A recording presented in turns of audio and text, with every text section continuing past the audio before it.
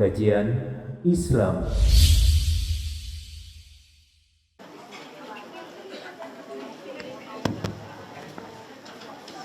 Assalamualaikum warahmatullahi wabarakatuh. Alhamdulillah, tidak pernah lisan kita berhenti, tidak pernah lisan kita berhenti memuji Sang Pencipta Allah atas segala nikmat yang dilimpahkan kepada kita, termasuk Allah mudahkan kita masih bisa hidup pada hari ini dan menghadiri majlis ilmu, dan semoga Allah Subhanahu wa taala terima sebagai amal saleh dan juga Allah jadikan sebagai pembersih atas dosa-dosa kita yang di masa lalu. Selanjutnya kita panjatkan insyaallah salawat dan taslim kepada Nabi besar Muhammad sallallahu alaihi wasallam sebagaimana Allah perintahkan kepada kita, dan tentu dengan harapan agar Allah membalas dan memberikan apa yang telah dijanjikan. Satu kali salam hormat ini dibalas dengan 10 kali rahmat. Lanjutkan pada buku kita Sahih Hadis Qudsi, dan kita masuk ke bab baru setelah kemarin membahas keutamaan hari Arafah, dan kita sudah panjang lebar menjelaskan termasuk masalah haji dan keutamaan-keutamaannya. Ini babnya satu saja tentang masalah puasa dan sebuah hadis saja disebutkan, tapi nanti coba kita mengorek beberapa hikmah yang bisa diambil insyaallah. Saya akan bacakan hadis di halaman 121, babnya keutamaan puasa, nomor hadisnya 103. Artinya urutan 103 dari awal kita belajar. Di sebelahnya ada tulisan sahih, artinya hadis ini diterima dari Abu Hurairah radhiyallahu anhu bahwa Rasulullah sallallahu alaihi wasallam bersabda, "Qala Allah, kullu amal ibn Adam lahu illa as-siyam, fa innahu li wa ana ajzi bih." Allah berfirman, setiap amalan anak Adam itu untuknya kecuali puasa, karena puasa itu untukku dan aku yang memberikan balasannya. Hadis riwayat Bukhari Muslim. Hadis ini tentu disebutkan dalam riwayat yang lain yang serupa dengan ini juga sama riwayat Bukhari Muslim, lebih lengkap, yang bunyinya sesungguhnya puasa itu seluruh amal ibadah anak Adam akan dibalas sesuai dengan kadar, seluruh amal ibadah anak Adam sudah ditentukan kadar pahalanya, kecuali puasa.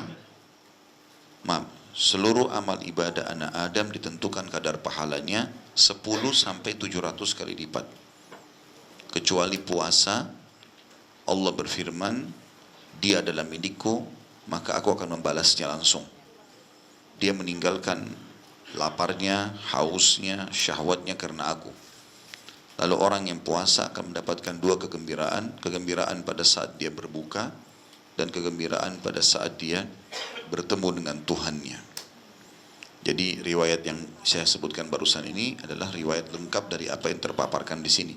Tapi karena kita membahas hadits qudsi, kemungkinan besar penulis mengambil potongannya saja. Ini potongan hadis. Allah berfirman, semua amal ibadah anak Adam untuknya kecuali puasa, karena dia milikku dan aku membalasnya langsung. Mungkin ada beberapa hal yang kita ingin titik beratkan dalam masalah puasa ini. Tentu keutamaan-keutamaannya tidak asing lagi. Tetapi kita fokus misalnya masalah Ramadan, karena dia wajib. Ada mutiara dari kaum salafus salih, dari sahabat, dari tabi'in. Mereka selalu kalau ingin melakukan sebuah ibadah, mereka punya persiapan-persiapan. Dan persiapan-persiapannya adalah tahapan-tahapan untuk supaya menyempurnakan ibadah itu dan maksimal dapat pahala. Contoh misal, kalau mereka mau berkurban di Idul Adha, mereka sudah membeli dombanya dari 6 bulan sebelumnya. Lalu mereka sengaja gemukkan domba itu, ya, maksimalkan, kemudian disembelih pada saat sudah sangat gemuk, sehat dan seterusnya. Itu contoh saja. Itu 6 bulan sebelum Idul Adha. Begitu juga mereka kalau mau melakukan ibadah haji, ibadah umrah, mereka sudah programkan dari awal dengan niatnya, dengan persiapannya dan seterusnya. Begitu juga dengan puasa. Kalau salafus salih dinukil, mereka itu melakukan dalam 1 tahun setelah Idul Fitri, 6 bulan setelah Idul Fitri, mereka berdoa agar amal-amal selama Ramadan dikabulkan oleh Allah Subhanahu wa taala, dan 6 bulan menjelang Ramadan yang akan datang itu mereka memohon agar Allah sampaikan di Ramadan. Nah, ini termasuk tahapan persiapan gitu. Ini mungkin poin ini kita perlu korek sedikit karena banyak orang yang tidak berpikir itu. Mereka berpikir, ya sudah Ramadan kapan datangnya, nanti saya akan puasa. Tapi ini tidak, dari 6 bulan sebelumnya sudah diniatkan. Niat ini sebenarnya semacam motivasi yang besar dalam diri untuk siap menyambut Ramadan, sehingga tidak kaget gitu. Nah, di antara efek-efek persiapan ini adalah banyaknya orang berpuasa sunnah secara otomatis, karena dia punya niat 6 bulan lagi mau Ramadan, maka dia maksimalkan dirinya untuk persiapan. Di antara persiapannya adalah selain niat, dia banyak melakukan puasa-puasa sunnah. Ya Senin Kamis, ya Ayyamul Bid, ya puasa apa yang dia bisa lakukan. Seperti termasuk juga puasa-puasa yang nafilah, yang sunnah, yang tidak ada hubungannya dengan perintah yang mutlak ya. Karena kalau Senin Kamis, Ayyamul Bid itu kan disebutkan fadilah secara khusus ya. Tapi ada puasa juga tanpa disebutkan keutamaannya. Diambil daripada hadis Bukhari yang pada saat Nabi SAW pulang ke rumahnya lalu bertanya kepada Aisyah, wahai Aisyah, ada makanan enggak? Aisyah mengatakan tidak ada ya Rasulullah. Kata Nabi SAW, kalau begitu hari ini aku puasa. Nah ini bukan Senin Kamis, karena kalau Senin Kamis Nabi sudah enggak tanya lagi Aisyah ada makanan atau tidak. Tapi ini hari biasa, misalnya hari Selasa, Bapak Ibu lagi sehat, nah, sudahlah saya mau puasa aja, dekatkan diri kepada Allah. Kita niat seperti itu saja sebagai tambahan ibadah kepada Allah. Itu juga ada jenis puasa ini. Dan dianjurkan oleh para ulama kalau bisa seorang muslim mengerjakan jenis puasa ini walaupun sekali seumur hidupnya. Jadi bukan di hari-hari yang ditekankan, bukan Senin Kamis, bukan Ayyamul Bid, memang dia puasa hari lain. Dan bukan juga membayar utang Ramadan. Untuk mempraktikkan hadis Nabi SAW tadi. Kalau Nabi pernah puasa di selain hari-hari yang ditentukan itu. Tapi tentu ini puasa sunnah. Cuma saja dalam mengerjakan puasa seperti ini, itu dianjurkan untuk menghindari Jumat, Sabtu, dan Ahad. Jadi selain hari-hari ini. Dan hari Jumat adalah hari raya kita tentunya. Sabtu, Ahad adalah hari raya orang-orang ahli kitab. Kita dianjurkan untuk tidak berpuasa pada saat itu. Kecuali, maksudnya cuma puasa berdiri sendiri ya. Kecuali puasa itu kita ikutkan dengan sehari sebelumnya atau sehari sesudahnya. Atau bertepatan dengan adanya perintah puasa. Kayak sekarang kan kena Ayyamul Bid nih, kemarin hari Jumat, hari ini Sabtu dengan besok Ahad. Nah karena ada perintah berkenaan dengan itu pas 13, 14, 15 dari bulan-bulan Hijriyah, maka tidak ada masalah. Tapi di sini yang dilarang adalah puasa tadi yang sifatnya tambahan itu. Jadi nggak boleh misalnya hari Jumat atau hari Sabtu, hari Ahad, udah deh saya hari ini sehat, saya mau puasa saja. Itu nggak boleh, gitu kan? Kecuali diikuti dengan hari-hari sebelumnya atau memang bertepatan ada perintah di situ. Ini poin. Maksudnya di antara hal yang kita tambahkan ya.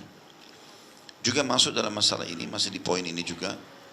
Mereka selain punya persiapan dengan puasa-puasa sunnah, mereka kembali mengulangi keutamaan-keutamaannya. Mengulangi, mereview lagi apa yang pernah dia tahu tentang puasa. Kembali lagi bacalah kalau kita sekarang ya. Mereka duduk lagi mengenang, oh ternyata puasa Ramadan itu dalam hadis Bukhari Muslim, man shama Ramadhana imanan wa ihtisaba ghufira lahu ma taqaddama min dhanbi. Siapa yang puasa Ramadan karena keimanan dan juga karena mengejar pahalanya, dibersihkan dosanya yang lalu. Berarti dua syarat ini sudah dipupuk 6 bulan sebelumnya. Bagaimana dia nanti akan menyambut Ramadan karena dia yakin Allah yang perintahkan. Dan juga dia mengejar pahala-pahala maksimal. Dari sekarang dia sudah programkan, nanti Ramadan saya akan umrah Ramadan, nanti saya akan buka puasakan orang di rumah, nanti saya akan begini dan begitu. Jadi dia sudah programkan dari awal. Niat-niat baik ini dicatat pahala oleh Allah walaupun belum sampai Ramadan. Kalau misal dia umurnya Allah sudah tutup sebelum Ramadan, maka secara otomatis dia akan panen pahala sesuai dengan niatnya. Jadi dia kembali mengingat lagi keutamaan-keutamaan itu. Oh ternyata ada hadis Bukhari Muslim, man qama Ramadhana imanan wa ihtisaba ghufira lahu ma taqaddama min dhanbi. Siapa yang mendirikan malam Ramadan dengan keimanan dan mengharapkan pahalanya, maka dibersihkan dosa-dosanya yang lalu. Dari sekarang dia sudah niat setiap malam-malam Ramadan nanti saya akan sholat. Bukan nanti awal Ramadan baru diniatkan. Dari awal mereka niatkan sehingga persiapan jiwanya itu sudah ada. Itu beda tentunya. Kalau kita tiba-tiba mau umrah deh hari ini, besok berangkat. Beda dengan orang yang sudah 3-4 bulan sebelumnya gitu kan. Jiwanya jauh lebih siap. Tidak perlu lagi bingung dengan cuaca di sana. Memang dia punya kesiapan untuk itu. Jadi tiba Ramadan misalnya kalau puasa, mau panas kah, mau dingin kah, nggak penting bagi dia. Karena memang dia sudah niat mengejar keimanan dan juga mengharapkan pahala. Nah ini hikmah-hikmah yang luar biasa yang harusnya kita tanamkan dalam diri kita, sehingga ada motivasi-motivasi sebelum mengerjakan ibadah itu jauh sebelumnya. Kita dari pagi begini udah niat nanti malam saya akan sholat tahajud. Beda dengan orang yang tiba-tiba bangun nanti malam baru mau sholat. Karena kita dari awal sudah niat, jiwa kita sudah siap. Kan sebenarnya niat itu seperti sebuah sinyal perintah yang kita niatkan dalam hati ke otak dan seluruh tubuh jadi siap kan gitu. Sekarang kita mau puasa, kita niatkan kan gitu. Kenapa harus ada niat dalam setiap ibadah? Karena itu tuh akan menjadi motivasi. Jadi seperti ada perintah dari hati kita untuk menggerakkan otak, memerintahkan seluruh tubuh menerima, saya akan puasa pada saat ini, saya akan begini dan begitu, gitu kan? Maka itu akan ada kekuatan tersendiri. Oh ternyata puasa Ramadan menjadi tameng dari api neraka. Karena Nabi SAW menjelaskan masalah itu kan. Was-as-siyamu junnah kajunnati ahadikum minal qital. Puasa itu perisai dari api neraka sebagaimana perisai seseorang yang terkalian pada saat di kancah peperangan misalnya. Maka dia memang mengejar itu. Bagaimana nanti dengan puasanya dia akan selamat dari api neraka. Maka haus, lapar jadi kecil bagi dia. Secara otomatis karena dia menjadikan itu sebagai motivatornya gitu kan. Begitu juga dengan sebab masuk ke dalam surga misalnya, ya, dengan mengejar pintu Ar-Rayyan yang dijanjikan. Kata Nabi SAW, sesungguhnya Allah menyiapkan pintu khusus untuk orang puasa namanya Ar-Rayyan yang tidak dimasuki kecuali mereka. Kalau mereka masuk ditutuplah. Maksudnya pintu gerbang ini di dalamnya ada istana-istana. Fasilitasnya itu hanya dinikmati bagi orang yang rutin berpuasa, seperti itulah. Begitu juga dengan orang yang sudah biasa puasa. Maka semestinya dalam persiapan-persiapan dia lebih meningkatkan kualitas. Jadi bukan cuma setiap Senin Kamis puasa, enggak. Pada saat dia lagi puasa, apa nih yang lebih baik daripada puasa minggu lalu? Misal minggu lalu dia hanya sekedar puasa saja. Jadi berjalan dengan pekerjaannya segala macam. Minggu depan ini saya puasa harusnya saya menambah dengan membaca 10 ayat per hari misalnya. Menambah dengan bersedekah sekian, menambah dengan buka puasain sekian orang. Jadi ada program tambahan yang dia lakukan. Karena menyibukkan diri dengan amal soleh seperti ini akan membuat kita jauh dari kemaksiatan. Sebenarnya untuk meninggalkan kemaksiatan kita tidak butuh potensi dan energi khusus. Tapi menyibukkan diri dengan amal soleh, buat program-program selalu, dan Allah akan mudahkan tentu bagi seorang hamba yang rutin mengerjakannya. Maka itu akan membuat kita jauh dari kemaksiatan.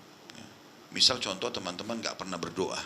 Tiba-tiba saja lagi sakit, lagi ada masalah lalu mau berdoa. Itu terasa berat doanya. Beda dengan orang yang selalu aja berdoa. Dan Allah akan munculkan ide-ide dari lisan dia mengucapkan doa mungkin yang tidak pernah terfikir sebelumnya. Karena rutinitasnya dia mengerjakan itu. Kalau kita baru sekali sholat malam, akan beda dengan orang yang sudah berjalan setahun sholat malam. Akan banyak program-program muncul di sholat malam itu. Misal dia jadi baca 1 juz 1 malam, nanti dia akan pakai baju apa, nanti dia akan ajak temannya, atau muncul banyak ide.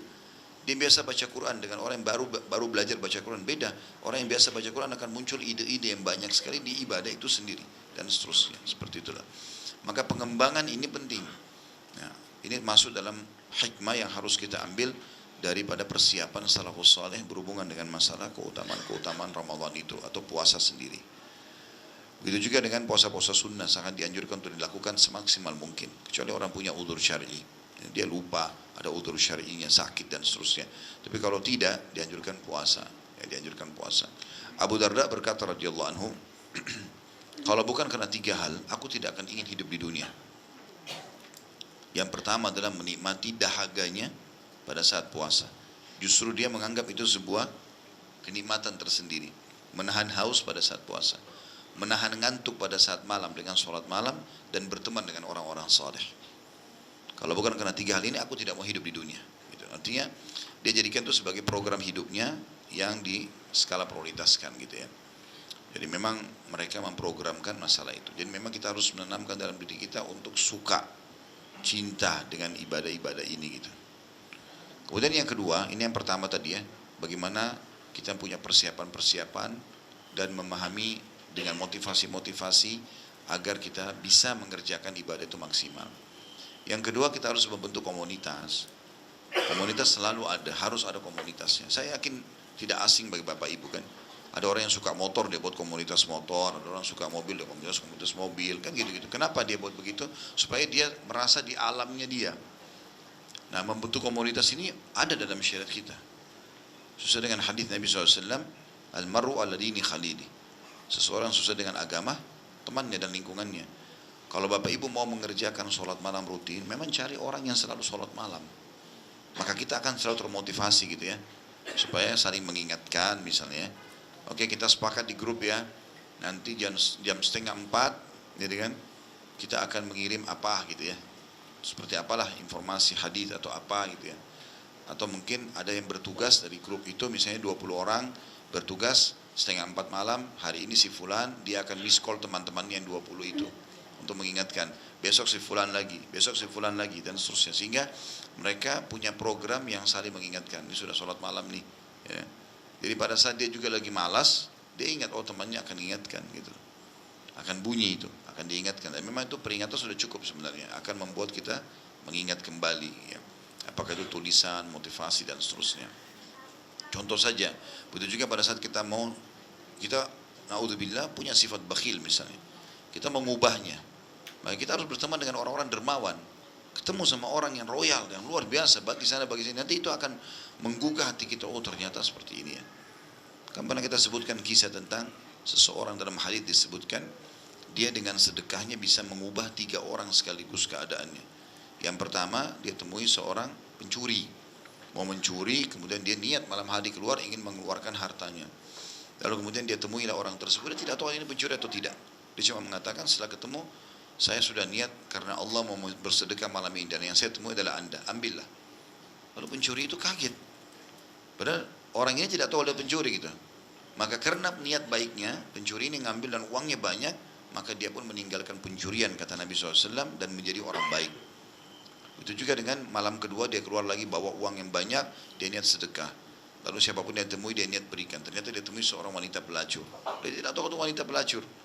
Langsung dia mengatakan, saya sudah niat karena Allah ingin mengeluarkan sedekah, maka saya berikan kepada Anda. Perempuan itu kaget. Dia bilang, apakah bukan kau karena mau diduri saya pakai dan bahasa-bahasa seperti itu? Dia bilang tidak. Saya kenal lillahi ta'ala. Maka perempuan itu mengambil dan meninggalkan perzinahan, jadi dijadikan modal. Itu juga dengan saksi bahasan kita adalah orang ketiga. Dia temui ternyata orang yang bakhil, pelit sekali. Kemudian dia keluar malam ketiga bersedekah dengan hartanya, dia begitu ketemu langsung dia kasih. Lalu dia bilang, ini saya lihat lillahi ta'ala bersedekah, orang yang pertama saya temui adalah Anda. Maka dia kasih. Orang ini mengatakan, kau tidak tahu saya?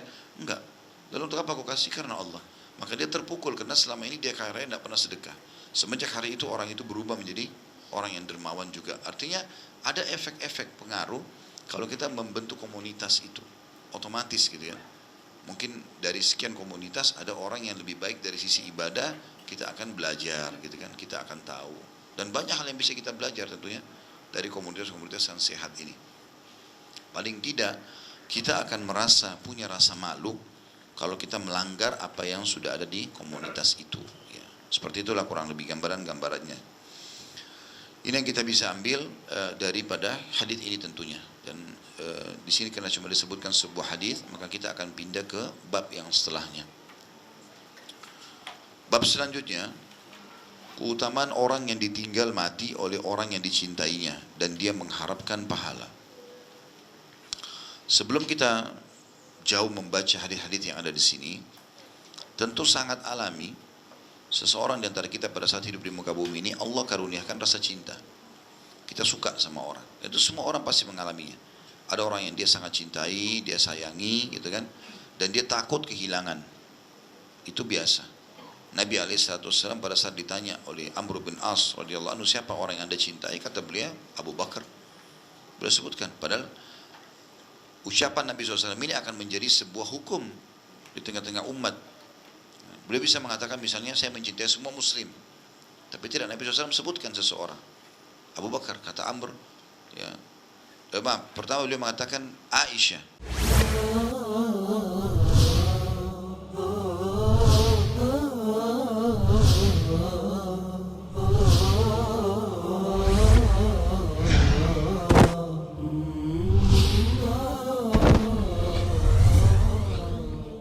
Kajian Islam